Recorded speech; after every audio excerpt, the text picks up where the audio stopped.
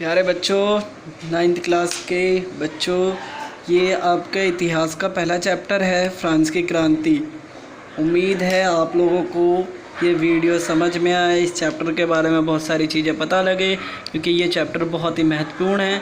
आप देख सकते हैं मैंने एक डायग्राम बनाया है जो फ्रांस के नक्शे जैसा मिलता जुलता है।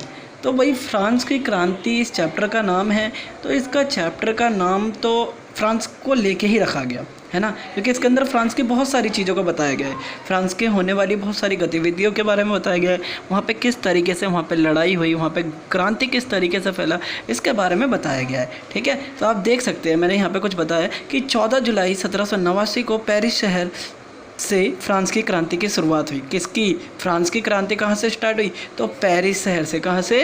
पेरिस शहर से। अब इस क्रांति के दौरान लुई 16 यहाँ के सम्राट थे। सम्राट मतलब राजा। सम्राट मतलब राजा। एक बार और बता दूं तो ये 14 जुलाई 1789 को पेरिस शहर के अंदर फ्रांस की क्रांति की शुरुआत हुई है ना। इस क्रांति के दौरान लुई 16 यहाँ के सम्राट थे।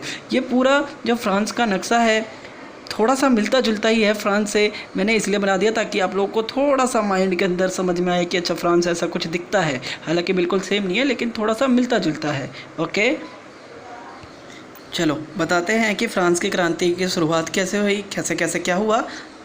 तो फ्रांस की क्रांति 18वीं शताब्दी में फ्रांस की क्रांति हुई।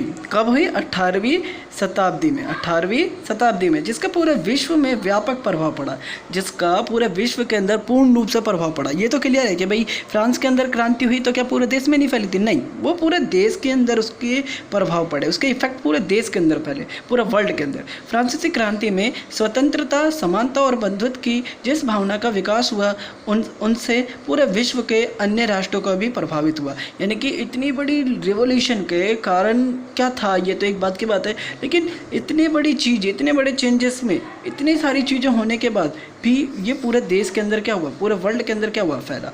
क्यों फैला? दोबारा बता देता हूँ कि ये स्टार्ट हुआ था 18वीं शताब्दी में, है ना। अब क्या है कि जिसका पूरे विश्व में व्यापक प्रभाव पड़ा, फ्रांसीसी क्रांति के स्वतंत्रता, समानता और बंधुत्व की जिस भावना का विकास हुआ उनसे पूरे देश के अंदर, पूरे विश्व के अंदर उसका प्रभाव पड़ा।